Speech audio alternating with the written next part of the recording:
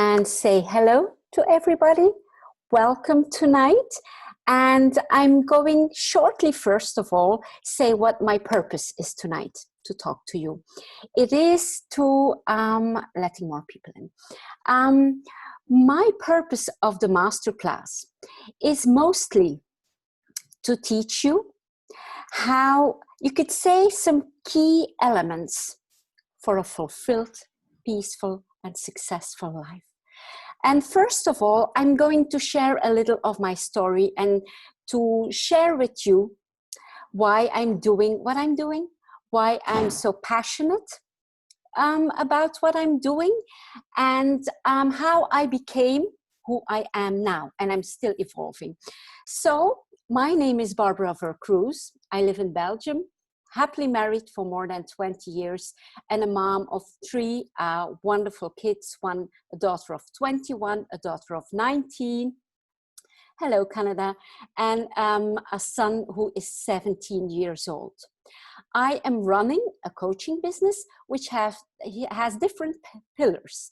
So the first pillar is the business coaching, where my biggest client is BMW. I'm screening customer processes. So that's really on a business level. Then I have my personal coaching clients with whom I'm working on, you could say, mostly entrepreneurs, corporate leaders who are in a certain phase in their lives where they are stuck. And they need some guidance to have a breakthrough, to see the situation from a different perspective, to build more self-confidence, resilience. That's my personal coaching pillar of the business. And then I have my School of Wisdom, which has an online course and group coaching. Sessions. So that's, like shortly my business. But most of all, what I wanted to share tonight, well, it's night here. Maybe it's late night or noon or morning where you're watching from, is, you could say, my story, from that story, I don't want to make like a pity party, but mostly a story of overcoming challenges and how every circumstance that I met, I used it to overcome and even to fuel it to become stronger, wiser, more powerful. So that's practically, you could say everybody is born in a certain setting, whether you are born in the US, India, the Philippines, South Africa, Belgium, as I am. We are born with a certain settings. Some are born in poor families, rich families, middle-class families. Some have with good health, with bad health. And that's, you could say, the cards we are dealt with. So when I was a child, one of my parents was an alcohol addict. So from a young age on, you could say 8, 9 years old, I was the oldest of 3. I had to take care of household. My dad was very often absent. He was not so much at home. And my mom would be in the couch, depressed, chronically depressed, not well. And what I will tell you now is there is not one judgment towards my mom. I love my mom dearly. I love her very deeply. She is sober since a few years now. She has taken her life into her hands. So this is about me. It's not about judging someone or judging a situation. But I grew up in a circumstance where I was, at an age of 9, I was the caretaker, you could say, running the household, going to school, looking at everything was running well. But what I saw at an early age, that someone who is an addict or someone who is chronically depressed, you could say, is always looking in his outside circumstance to pull himself down, always looking in an outside circumstance, an excuse to drink, to take pills. And as a child, I was wondering, like, if you can use your circumstances to make yourself even unhappier. We can use those circumstances to make ourselves happier, you know, like to motivate ourselves instead of looking around us and make ourselves, you know, like shrink or unhappy or thinking that our life is a mess. And life is what it is. And you will hear that I will maybe repeat that tonight. That life is what it is. And I see life always as the sea. And sometimes we have calm sea in life. Sometimes we have stormy seas. But we are the captain at the steer wheel of our lives. So as a child, having, you know, like a parent chronically depressed, if I look back now, I see it as a blessing. I see it as a gift because it made me observe how many times we are at the root cause of the unhappiness in our lives. It made me build strength and especially gratitude. I was grateful for being me, for having a situation where I could build that awareness on how we can treat ourselves. Because people who are addicted mostly are very, very sensitive people who cannot deal, who have difficulty with dealing with the world, and who have, that's their only way they think to be strong enough to face the world. So now we're going fast forward. I went to high school, I went to college, studied, I had a master in French. And then, you know, I met my husband, like you could say the normal trait of life. We married, and after working a few years in Brussels in film industry, I saw that I was not made to be an employee. That was really not my thing. My parents had always run a construction business, and I was thinking, okay, I want my own business. At 28, I wanted my own business. The only business that I knew was the construction business. So at the age of 28, I started a construction business. I had some workers in the working place, and my husband, as an extra side job, did the sales for me because he studied law and he was a lawyer for the City Hall of Ghent. And at the age of 32, when in the meantime, we were married for 5 years. And we had 3 children in 4 years. When my youngest was 8 weeks old, I was diagnosed with a stage 4 skin cancer. 32. And I was told I had probably no more than 6 months to live. As you can imagine, that was a huge shock. Not only for me, but mostly for my husband, who would see himself ending as a widower at 32 years old. For my parents, who were the age that I am now. So for the people around me, it was a shock. You know, for the business, I was an entrepreneur, 3 little children. And I had to undergo several surgeries and a year of chemotherapy. And the first night in hospital, you could say, was the night that I made a huge mind shift. Was my first night, and it was my first night. I was laying there alone in bed. It was my first night without my babies. When you are a young mom, you have always children around you. You're never without children. Even with running the business, the children came with me. So I was all alone. I was staring at the ceiling, and I felt a deep, deep loneliness. I was thinking, oh my God, I miss my children. And you know, like tears started rolling, and I was thinking, okay, are the children suffering right now? And they were not. They were with my parents and parents-in-law. So they were surrounded with a huge warmth and love. And they were so young, you know, like one of 3.5, 2 years and a half, and a newborn. They were too young to realize what was going on. So I was thinking, okay, the children where they are right now, they are surrounded with warmth and love. What is it that I can do for myself to help myself right now? And I decided in that moment, in that very moment, the first night in the hospital, to not allow in my mind any negative thought, any doom thought. There was one thing at that moment that I had control over, and it was my thoughts. I knew that going into a negative thought pattern was going to weaken me, was going to disempower me. So I decided, okay, I'm still alive, I'm not dead.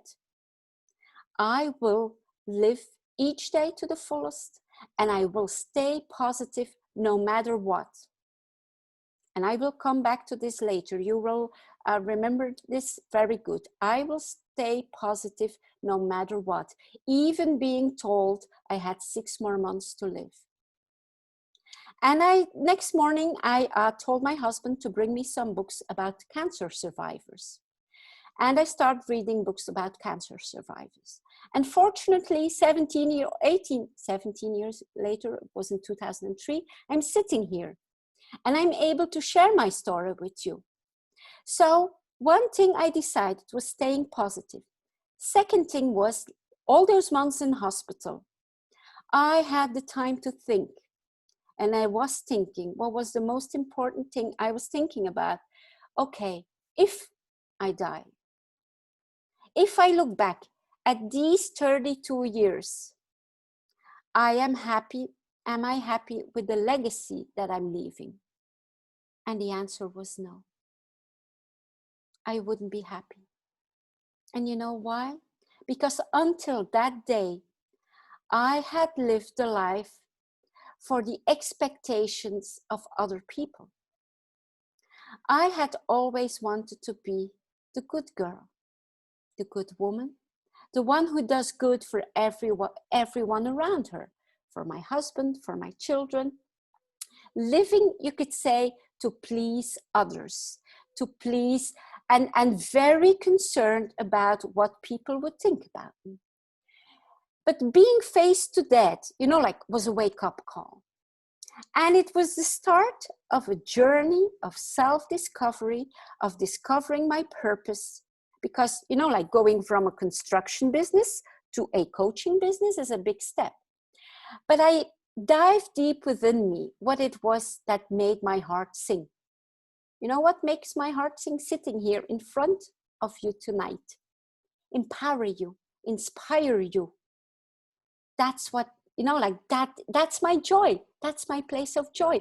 And I had done that naturally. And even, before being a coach, I was coaching people without knowing it, just as a good friend, as a good daughter, as a good mom. So I started I was still running my construction business, taking coaching courses, going to conferences, reading tons and tons, I think hundreds and hundreds of books. Still running my coaching business because I'm kind of perfectionist. I wanted to end my construction business in a beautiful way. But sometimes life decides otherwise. So in 2016, I was still running my coaching business, a construction business. And I wanted to end in 2018 to have it, all the investments paid off. But in 2016, I was faced with huge financial losses. 2 of my employees betrayed us. And we ended up in 2016, we had to close the business, which was heartbreaking for me after 18 years. And they ending up with a huge debt. And you could say, wow, yes, wow, we ended up with a 200,000 euros of debt. And I had that same, aha moment or epiphany moment. In one day, when we were in, closing down the business, we had a call from the bank. We had already sold our business building to pay a big part of the debts, but they wanted us to sell our house. They almost forced us to sell our private home, which is our dream home. And I was laying in bed and I'm watching the ceiling and thinking, you know, like you could say, talking to the universe, talking to God. And I was thinking, oh my God, I survived a stage 4 cancer to end up here. And then I had this deep, deep insight, because until then, even with taking the coaching courses and so, I was still very much identifying myself with the house, the car, the business. And the insight that came was, okay, what's the worst case? That is that we could become homeless tomorrow. That my husband, the children will become homeless. And then I was thinking, okay, it was as if I could see, am I a lesser person then? The answer was no. With or without the money, I would still be Barbara. It was not the house, the car, the business that was making me. And that was a profound realization. And it seems simple, and we know it, but to experience it is a very big difference. So in the next weeks, I got an opportunity to work with BMW, and I said yes.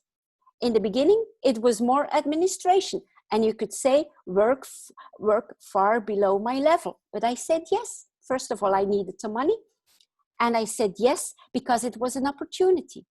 But within 6 months, like the work that I offered, they wanted to do me quality management, business coaching. Within 6 months, I was part of the management team because I said yes. And then I had already some personal coaching clients, and I was building my coaching business. And I can tell you now that the feeling of that worthiness, that having value, can never be taken away from me anymore. So if tomorrow I have the biggest setback, they take away every material possession that I have, I wouldn't be happy, but I know at a profound level that I can build everything up again.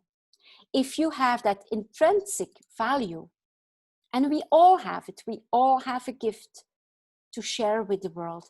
We all have qualities, we all have things to offer. And it cannot be taken away unless you would allow it. So here I am now, running a thriving coaching business, passionate about what I do. I'm very active on several social platforms. Last month on Facebook alone, I reached 3.7 million people with a message of kindness, empowerment, and compassion. How awesome is that? So let's change gears now. And I have already given some nuggets in my story. So the key principles that I have seen in studying successful people, in working with successful people, and in my own experience. And I will share screen, and we will go. So grow into prosperity. I firmly believe that we can grow into prosperity. What does that mean? That as a person, as we grow, what we have to offer to the world can make us prosperous. And one of the biggest things that I have seen within my own experience and within studying with other people and within my coaching clients, what's the biggest key to getting results in life? Remember when I said in the hospital, in the bed, that I said, I will remain positive no matter what. The biggest key to getting results in life is to not blame your circumstances, to not say it's them, it's my parents, it's my upbringing, it's my country, as long as you blame or saying it's the economy. Barbara, I cannot be successful right now The economy. No, you can create your own economy. Barbara, it's my lack of connections. You know, maybe you have a lot of I don't. You can build them. It's lack of money. There are people who were once broke who are billionaires now. So it's not the lack of money. Barbara, I don't have a college degree. Many examples are in history of people who didn't have any education and became very successful. Barbara, maybe you have all the support, but me, my husband, my wife, they don't support me. My parents don't support me. I can tell you, in the beginning, when I was talking about running a coaching business, when I was doing my first Facebook Live videos, going into social media, I lost friends. People didn't support me. Some people even thought I was going crazy, like from a construction business, a coaching business. I didn't fit into their box, but that's okay. I don't care about fitting into someone's box. I care about sharing who I am with the world. So no longer blaming a circumstance, because as long as you blame the circumstance outside you, you remain powerless. You say it's them, it's that, and it's not you. So you can not do anything about it when you blame an outside circumstance. And I think this slide show very well how we can look into things.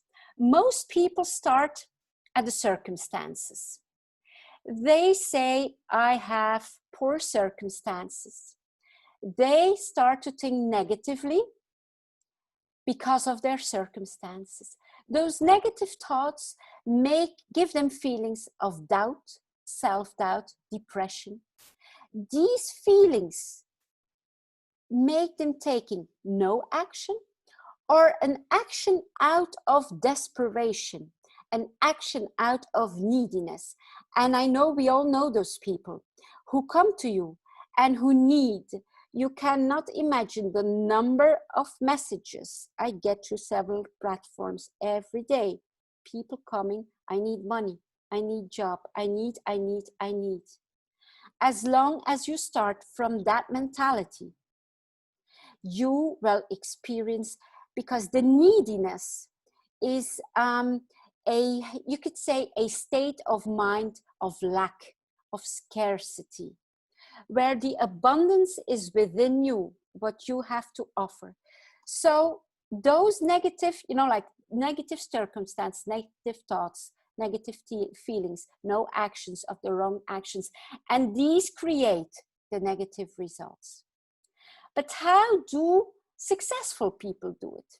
Remember when I said in hospital, I remain positive no matter what.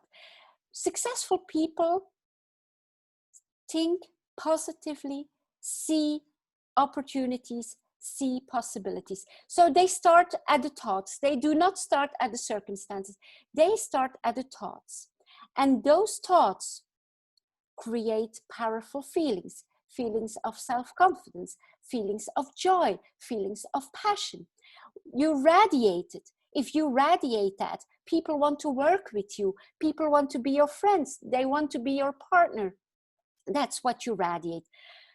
Positive feelings make you take action out of excitement, out of joy, and help you create results. And is that an instant success formula? No, it is not. I have been building my coaching business for 6 years now, and I'm still building. It's successful, yes. Is it where I want to be? No. Have I had struggles? Yes. Have I had difficult months? Yes. Have I had fantastic months? Yes. But I'm so passionate about what I'm doing. I have a clear vision, and that clear vision will not stop me. So if I have a setback, if I have something that turns out differently, I use it. I have learned that challenges, difficulties, things not going your way, there's a lesson in there. And now give you an example. This week, since 2 days, I feel kind of an unease, and I'm, you know, like my awareness about how I'm going through the day is very, you could say, high, and I was feeling that unease. And before I would start to try to figure things out, what's going on. Now, my mindset has been trained and has changed in such a way that I'm like, okay, that's okay. Whenever I feel unease, it means that growth is following. I will grow. Every situation of unease, every situation of difficulty, every challenge is put on your path to grow. Because we never grow because we want to. We all love a life full of comfort. If we go to the analogy with the sea, we all want a calm sea, lay on our back in the boat and watch the sun. Most people sit in their boat. They have calm sea, very afraid of a storm that might be coming. And if the storm is coming, they do not take the steer wheel, they hide in the boat, hoping that someone else would steer for them. So what I have learned is the storms have made me a skilled captain. And I'm not afraid of storms anymore because I know I can get through them. So starting from your thoughts, not starting from your circumstances, let your positivity, your joy, whatever is happening in your life, as I did with the cancer, being told I had 6 more months to live, and yet staying positive, only reading books about people who survived. And even, you know, in the beginning, people who were coming to hospital, even people that I hadn't seen for 10 years, people from high school, they came in the room and they started crying. I sent them in a gentle way. I sent them out of the room because that wouldn't help me. Them seeing crying, they even almost came to say goodbye. No, what I wanted to see was life, was hearing their stories. How were their kids? How was life outside the hospital? And not going in the dreadful story like, oh, look at me sitting here. The operation was so, you know, like it hurted so much. The chemo, I'm so exhausted. No, because in repeating that, I would make myself even weaker. So I would not repeat what I went through physically through the day, because that wouldn't make me stronger. So that is a very important one. If you have pen and paper, maybe you can, you know, write it down. Start with your thoughts, which create the feelings, which create your action, which creates your results, and create your circumstances, instead of your circumstances ruling your life. So I think that's the most amazing news of tonight. Your success, whatever success means for you. First of all, it means a strong mind, which gives you peace of mind, a golden heart, which makes you go compassionate through life, and then growing and blossoming, and you could say sharing your gifts with the world, where you will be paid for in many forms, appreciation, money, whatever. So you create your own happiness, and it's a journey. It's not like something you push a button and tomorrow you have your happiness. No, it's just the journey that makes it the most interesting thing.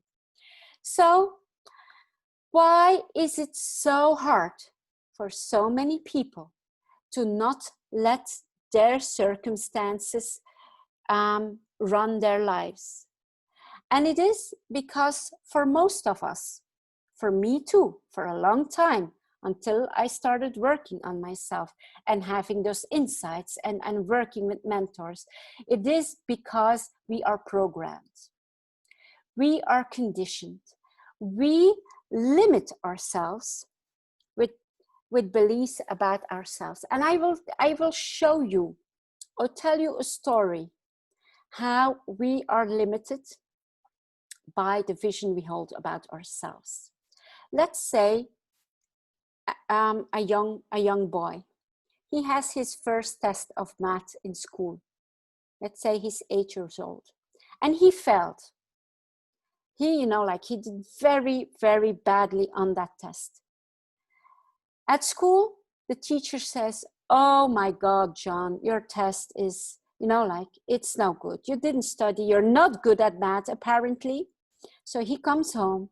He hears the same story. His parents, oh my God, son, you disappoint us and you're not good at math. And maybe you'll never be good at math. Maybe that kid, that John, when he has his next test for math, he has already that seed of doubt planted in his head, which is those voices who told him, John, you are not good at math. John, you are not made to make maths. So his next test will be based on that fear. Can you see that same kid, John, who did his first test and failed, but who has a teacher? Oh, John, I see that you did that and that very well. And apparently, I'll have to explain maybe that part better to you so that you can understand. He comes home, his parents go like, oh, son, that's only one test. That doesn't say anything. And we know you can do it. And he has like this positivity. So the next time he has to take a math test, it will be built on confidence. And that's how we build our personality. That's how we build our, like our thoughts about ourselves, which will create our feelings and our actions, the beliefs about the world, the part of the world, the culture you are brought up in are also limiting you, whether, like whatever culture you're brought up in. Some cultures limit more that, others do that, like we're all brought up with that big fear, what will other people say? That's like a prison. We all imprison ourselves in there. But seeing it is already a first step. A lot of people have certain beliefs about business career. They think you need an MBA, you need a certain degree, you need to be born in a rich family. All those beliefs, well, that's a prison again. So that conditioning, seeing that, becoming aware of your conditioning is a first step towards your growth and towards mastering your life, and not let your life be run by those beliefs. So this is a very, very important one, because here you can see how the beliefs about yourself shape your life. There was a wonderful, wonderful book written, Psycho-Cybernetics, by Dr. Maxwell Maltz. He was a plastic surgeon, and he could see people that he had done the most amazing surgery on, and they still thought that their ear was not right, their nose was not right. So they still had that self-image from before the operation. And that book is really phenomenal. I read it twice already. And one of the things that he says is, you cannot outperform your self-image. So I have 3 images here. So the first person, his self-image is like, the maximum that I could ever make in my life is $30,000 a year, because I was born in a middle-class family. I don't have a college degree. It is, like it's my fate. And can you see how he develops a mindset where he keeps himself small? So that mindset will keep him here in the same place until the moment he can see, this is a cloud. This is not real. It's just thoughts. It's empty. And you can change it. Until that moment, he will stay in that position. Here we see a person in the middle who had already a certain awareness, who broke through certain patterns, who stayed positive, who sees opportunities, and has, you could say, maybe that person has a wonderful job at the bank. He's a bank manager, makes 100,000 euros a year, is in a very comfortable position, married, beautiful house, the kids. But yet he feels like in a golden cage. He feels imprisoned too, because what he's doing at the bank is not his real purpose. He has never really listened to the whispers of his soul. Maybe he's a passionate cook. Maybe he would be the most amazing cook, but there's a fear. He has that fear of letting go of the comfort. And most of us need a crisis to, get out of our comfort zone. And I had those crises, and I can see now that without those crises, I would have stayed in my comfort zone. They really forced me. The cancer, the company problems forced me to go deep within myself, deep within my soul, and search like, what is it? What is it that I'm born for? And then maybe you're here. You have we can always expand. We are born to expand. So this is an endless story here. You can get bigger and bigger and bigger. And I want you to really look at yourself. Look at the beliefs you hold about yourself. Maybe tonight you can write them down. What is it that I believe about myself? What is it that I believe about my education? What is it that I believe about my health? What is it that I believe about my career, my finances? It's a very interesting exercise that I do with my clients to see where you are now and where you want to go. What is it, where you are right now? What is it that brought you there? Which decisions, which circumstances brought you where you are now? Where do you want to go? And how can we get you there? So you can start making changes without yourself, becoming aware about those beliefs you hold about yourself. The beliefs, how you see the world. Is the world a dark, hostile place for you? Or is it a place where you can expand, where you can be yourself? How is your attitude from the moment you get up? Before I get up, when I open my eyes in bed, the first thing that I do is say, thank you. Thank you. I'm still alive. After being told 17 years ago that I would have died already. So thank you for breathing. Thank you for laying in a beautiful bed and having a roof over my head.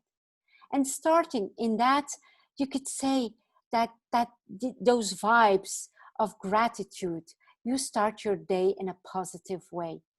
Look at your daily routines. We all need silent time during the day. We all need time to meditate or to pray, to stay in balance. We all have busy lives, whether you are a parent or not, busy career or not.